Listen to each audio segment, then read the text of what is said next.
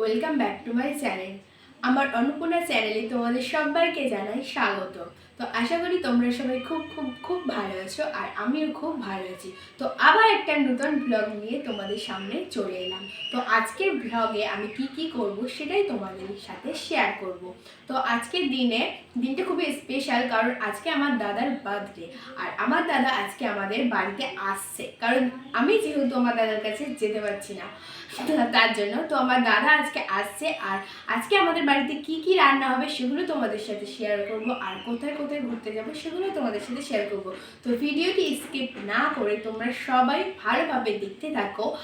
আর আমার ভিডিওগুলো ভালো লাগলে চ্যানেলটিকে অবশ্যই সাবস্ক্রাইব করবে, আর লাইক কমেন্ট করতে একদম ভুলবে না, আর শেয়ার অবশ্যই করে দেবে।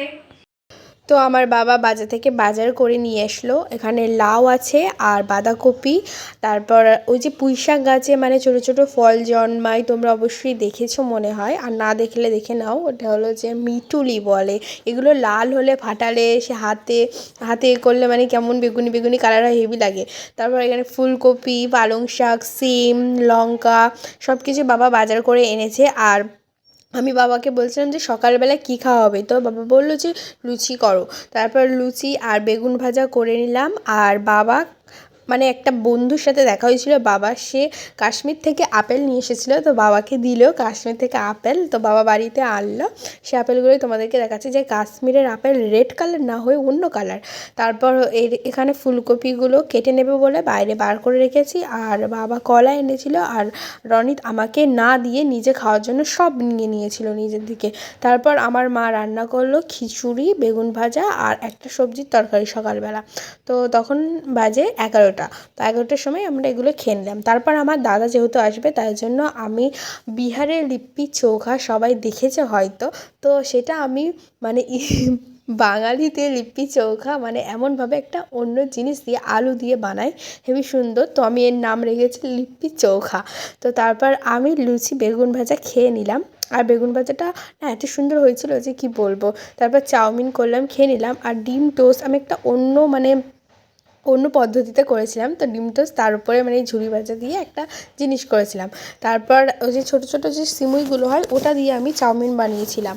তো তারপর দুপুরবেলা আমাদের বাড়িতে হলো ডিমের ঝাল, আর দাদার জন্য সব কিছুই রেখে দিয়েছিলাম। তারপর বিকালবেলা আমি চলে গেলাম পড়াতে, যেখানে আমি পড়াতে যাই রোজ বিকালবেলা। তো সেখানে আমি পড়াতে চলে গেলাম। তো এরা আমার ক্যামেরাতে আসার জন্য এতটা মানে এক্সাইটমেন্ট দেখাচ্ছিল যে তোমাদেরকে কি বলবো। দেখো, তোমরা নিজেরাই দেখো ওরা কেমন পোজ দিচ্ছে। তারপর ওদেরকে পড়ালাম আর আমি বাড়িতে চলে আসলাম। তারপর আমার দাদা এসে গিয়েছিল, আর দাদাকে আমি বলছিলাম, দাদা এই ক্যামেরাতে একটু তোর মুখটা দেখা, কিন্তু দাদা বললো না আমি ক্যামেরাতে মুখ দেখাবো না। মানে আমার দাদা খুবই একটু লাজুক মতো আছে, তাও চিন্তা নেই, আমি ধরে বেঁধে অন্যদিন ঠিক দেখিয়ে নেব। তারপর আমার বাবা বাড়িতে এনেছিল মাটন, আর যেহেতু আমি মাটন খাই না তার জন্য আমার জন্য এনেছিল চিকেন। আর আমার মা আমাকে অনেক ভালোবাসে, তাই জন্য আমি মাটন তো খাচ্ছি না, তার জন্য আমি শুধু চিকেন খাবো, তাই জন্য আমার মা আমার জন্য চিংড়ি মাছও রান্না করেছিল। তো মা আমাকে এতটা ভালোবাসে, আর আমিও মাকে খুবই ভালোবাসি। তো প্রত্যেকটা মাই তার মেয়েকে খুব সুন্দর ভালোবাসে, আর প্রত্যেকটা মেয়েই তার মাকে খুব ভালোবাসে। তোমরাও কি তোমাদের মাকে ভালোবাসো? কমেন্ট করে অবশ্যই জানাবে।